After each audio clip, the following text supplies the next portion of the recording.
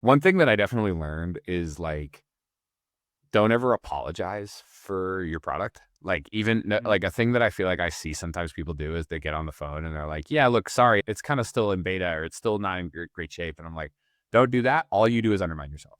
Yeah. All you do is make yourself look bad because there's actually Don't like tons apologize of, for your cooking either. It's the same. that's right. That's right. So we started by just like going to our friends and then basically like we eventually got into just a really strong cold outbound motion, which I know is like not the most exciting thing in the world, but we had a really good, strong, clear understanding of who we were selling to. And, I think right now, I mean, like I look at the tools out on the market right now with stuff like It's Apollo and crazy. Clay and Yeah. Onely and some of these. And I'm just like, if I would have had these in 2019, like I would have, like Yeah. the whole thing would have been easier. Like I was doing it all not manually.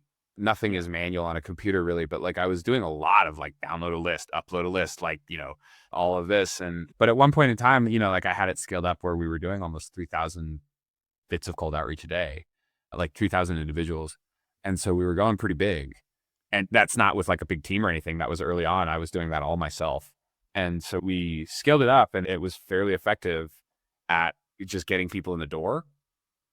And then what we found quickly was, again, we work with like regulated industries and nonprofits and, They're people that hard to aren't necessarily, email.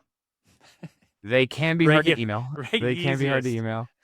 But what we also learned is just that they're not also like slow sales cycles, which was a Yes. hassle for us, honestly. Like it was a Double bigger win. deal.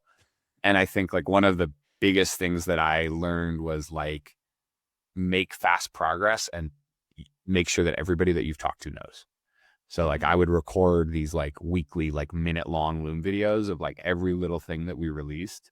And I don't Mhm. think, I actually know like Loom videos, like no more than 50 people ever watched any of those.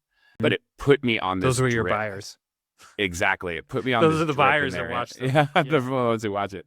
But I was in their inbox. Hey, here's what we Yeah. did this week. Hey, here's what we did this week. Hey, here's what we did this week. And every week Yeah. they don't click on it nope, almost nobody was clicking on every single one of them. But like they see it in there and there's like it just sort of lodges its way in there slowly. And then they're like, oh, I met that guy. I talked to that guy. Yeah, He's a right. And over time it sort of created this sense of like, oh, these guys are really dynamic, right? Like, and we were going fast and we were growing quickly Mhm. and all of that. But it created this sense of like, oh, got it. Like every week they're doing something new is happening over there. And I think that keeping those, just because somebody doesn't buy it on like the first call or even on the third call, figuring out a way to keep the relationship warm at Mhm. scale is one of the most important things in a true B2B sales cycle.